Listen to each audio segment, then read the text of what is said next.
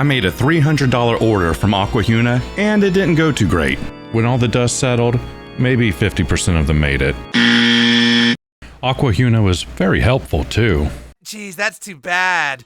And I was really floored. I thought, wow, this is just as bad as Petco. This is my fault, really. I should have known better than to buy from a fish business like this. It's too large, it's too unwieldy. They're not gonna have quality control. But it was just my first time having some of these species of fish, and I just wanted a quick way to get access to them and not really have an intention of breeding them. Even the chain loaches came in with sunken bellies. It was ridiculous. Trying to make lemonade out of lemons here and talk about sick fish then. Brought to you by Aquahuna. When I opened that bag, I couldn't find one group of fish that wasn't wobbling funny. And it was in the middle of the summer. I thought maybe it was so hot outside that they're just gonna come in a little bit bothered, and with a little bit of salt, some medication, they'd be white as rain. No, they came in loaded with worms.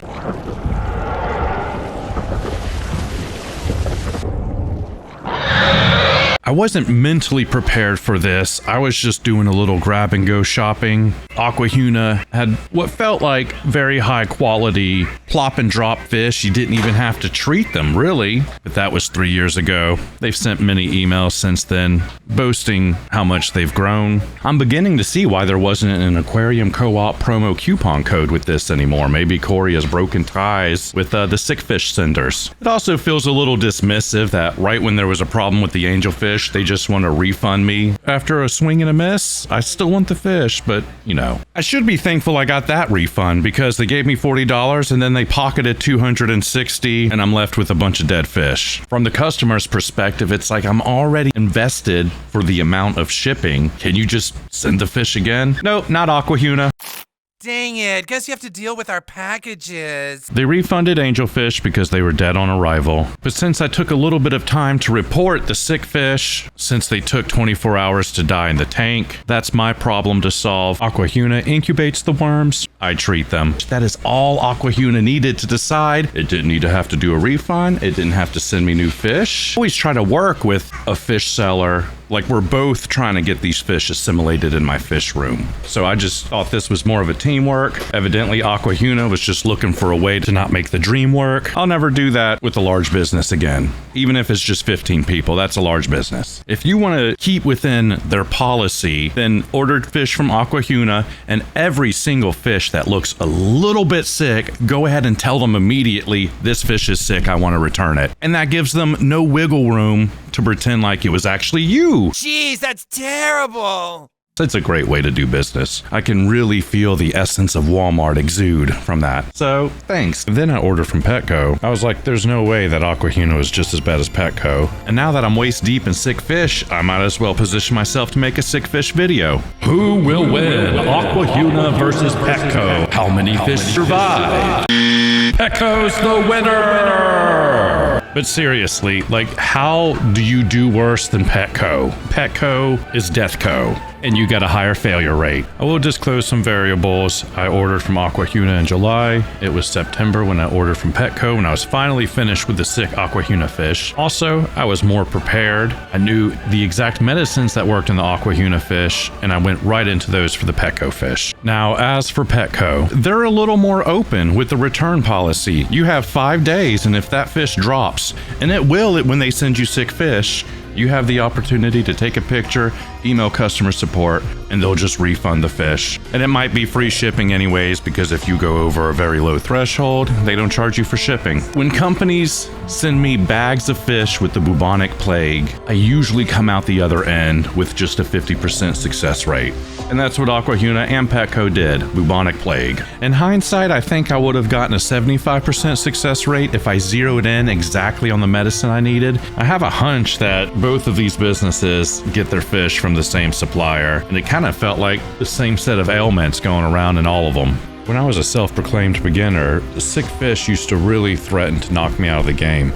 And I swear these suppliers get so big that they must be able to just take it right on the chin, sending out sick fish. It's a great way to lose the wind out of your sails and never want to fish keep again. I can only imagine how many people it does completely get out of the hobby. And I put it solely on the blame of suppliers that send sick fish. There can be things that happen in your own tank, and it's usually just one ailment. But if you order from a sick supplier or a sick chain store, or someone gets too big for their britches and they can't keep healthy fish, I feel like they're loaded with 3 or 4 things going on. Maybe 2 nematodes, some ick, possibly some gill flukes, partridge in a pear tree. Do I make videos for every sick fish I get in the mail, putting the company on blast? No, but if they're big enough, I will. And also, as I was doing email correspondence and we got to the last step, I was like, hey, I've been dealing with these fish. I told you at the beginning they were sick.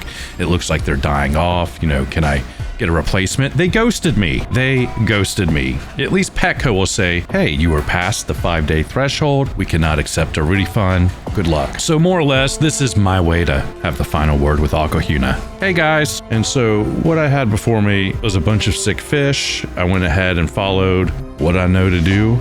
This is a debrief on what worked, what didn't, who I lost, and what I was able to salvage.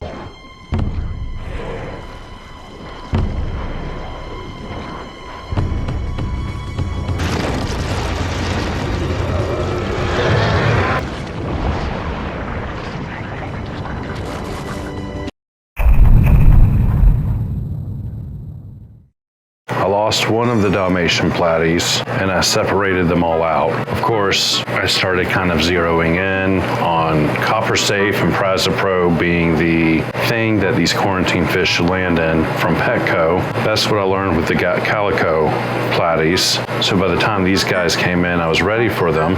Quarantine did so well for these guys that I actually put both of them down there. And they were doing well, one on top of the other, until they weren't. These guys came in, of course, a couple of weeks earlier. They had a better mark for health, and then they started swimming funny when these guys joined them. Now, I switched from Copper Safe and Prazapro to a chloroquine phosphate, and I was running that phosphate. It looked like they were kind of getting better, and then they started to fail again. And when I see that, I do my little cheat code where I put these guys in completely cycled tanks that hadn't had fish in them for months, that were cleaned out. There's no parasites, doing a life cycle through here. And so what was happening, of course, is that these tanks get blown up. When you run so much medicine through these tanks, eventually they'll just be, void of any kind of cycle. The instant your fish are in there, they might as well be in a bowl at a plastic fair. They're sitting in their own soup.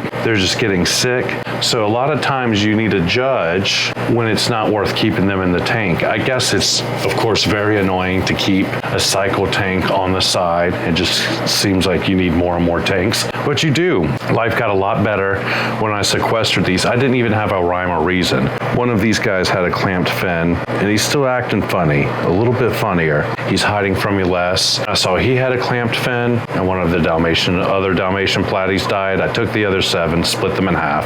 Got 3 here, 4 here. I took the koi roommates, the koi swordtails, put them in here, and it was like everyone instantly got better. Maybe not necessarily from sequestering them off. This is probably by putting them in the small cycle tanks. A strange thing happened with these 2 tanks. The nitrates and the ammonia were pretty high in here. And so I grabbed this and I gave it a squirt in each one of those, and it was cycled out by the next morning. There was a very faint line, a little bit of pink of the nitrate and nitrite, a little bit pink on the nitrite.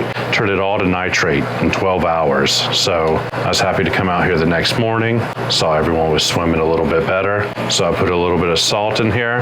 Everyone was swimming even a little bit better. And so I put a dose of levamisole. Levamisole is a dewormer that I haven't tried yet. It can crash your cycle. It will crash your cycle. It's not 100% of the time though, so I'm not sure. I can test these real quick.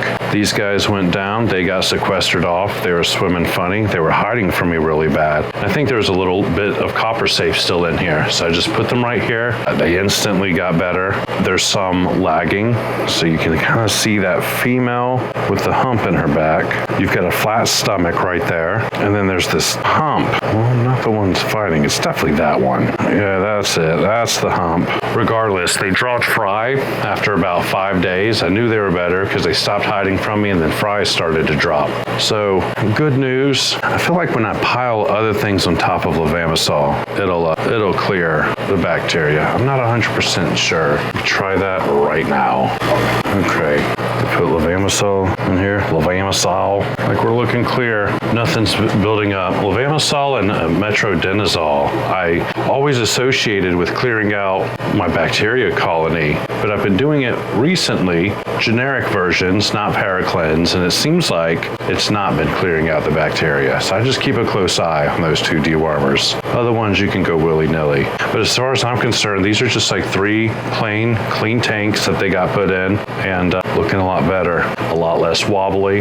We had a wobbler in here, a wobbler in here. We had a clamp tail in here. When I was putting these guys through the chloroquine phosphate, I was also putting this guy through the chloroquine phosphate. My last calico platy, he was swimming really bad, and it's looking a little bit better. Might still be gone though. That belly is so thin. So chloroquine phosphate, changed it out, shot the bacteria in here. This isn't a fresh tank, but I don't think it crashed on me. That was another thing. It seemed like some of them would crash from chloroquine phosphate and others wouldn't. And that's these guys. They got a fresh tank. Their tank was crashing bad. It got the chloroquine phosphate. I watched them do the wobbles. I changed the tank, hit the chloroquine again. The bacteria colony got decimated again. I waited 3 days, a total of 6 days of getting treated with chloroquine phosphate, and they were just like wobbling real bad. I gave them a fresh tank, and they're coming out to see me. They're not hiding from me. Of course, giant coolie loaches are okay from Petco.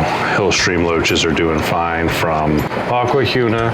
Coolie loaches, we've got all the coolie loaches from Aquahuna. These are the non-giant variety. Little peekaboo right there. All the angelfish are gone from Aquahuna. All but one are gone from Petco. So this has quite the story to it. But eventually, I landed on chloroquine phosphate for this guy. He's been doing a lot better. Got a dither fish in there to relax him. Just a fish that goes in there and just lives his life. Little rice fish. Shows the angelfish life ain't that bad. Life ain't that scary.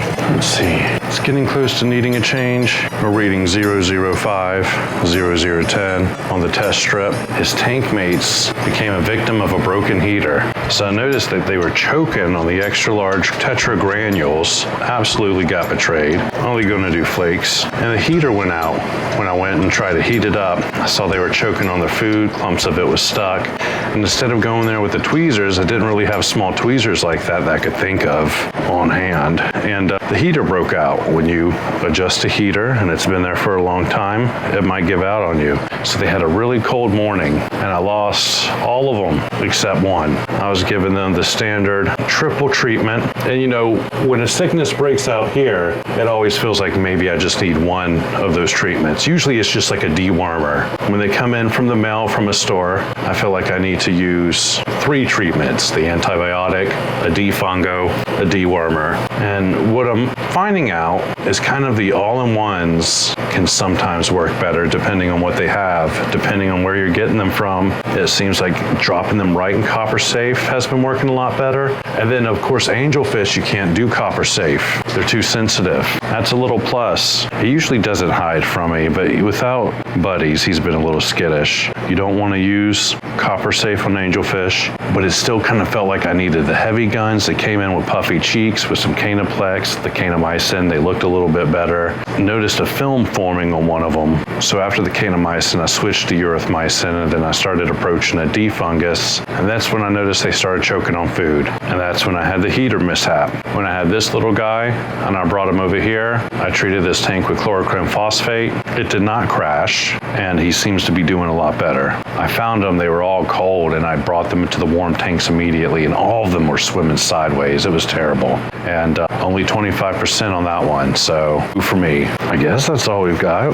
The white clouds, the barbs are doing great. They hang out with each other. I saw some flashing down here on one of my cories. Went ahead and hit a dose of levamisole, checked my calendar, I noticed that this flashing's been going on for a while, and I hit them with 2 other dewormers. They're sitting there in planted tanks. I don't want anyone else to get sick. And I saw this cory swimming sideways, and then I noticed that the cory's really skinny. can't really pick up on those things sometimes. They move so fast, and then when you get a good look at them, you're like, hey, that's too skinny. I think we're doing better with that, though. I need to look a little closer. And I think that's the update. When I switched these mollies out of their chloroquine phosphate dip, it didn't look like the copper safe was helping them all that much. And that's the thing. Sometimes the copper safe, it works great. Other times it's moot. The chloroquine phosphate did help. And then, of course, like I said, the other ones, about 6 or 7 days, the tank crashed and they just started wobbling. You would test the strip it and terrible results would come back. So I switched them with these 6 male endlers that were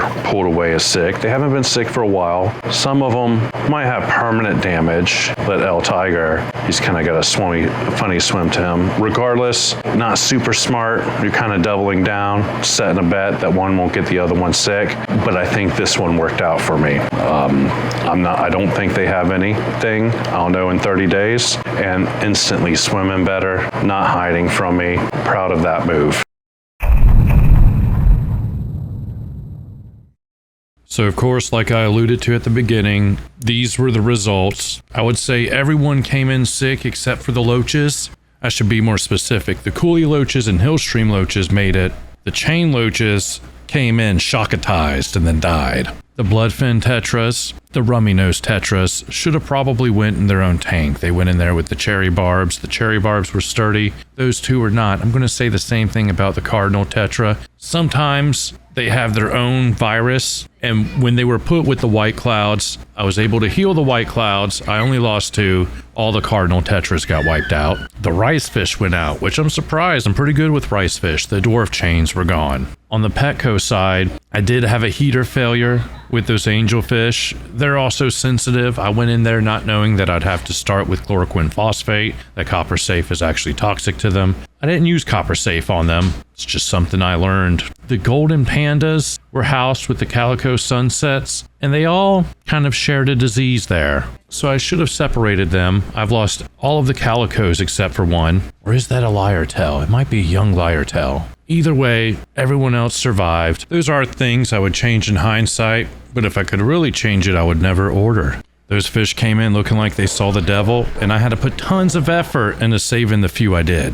So that's the story. Copper sulfate, Prazapro. I switched into chloroquine phosphate, backed it out with levamisole, a dash of salt, and boom, we've got fish fry. I want to make a more instructional video of this process, so I think I'm going to do another one a little bit shorter. This was more of a crazy sick fish rant, and I wanted to make a tutorial, and I want to needle down on the technique people can use to really maximize their chance of success. Until next time, fish keepers. Until next time.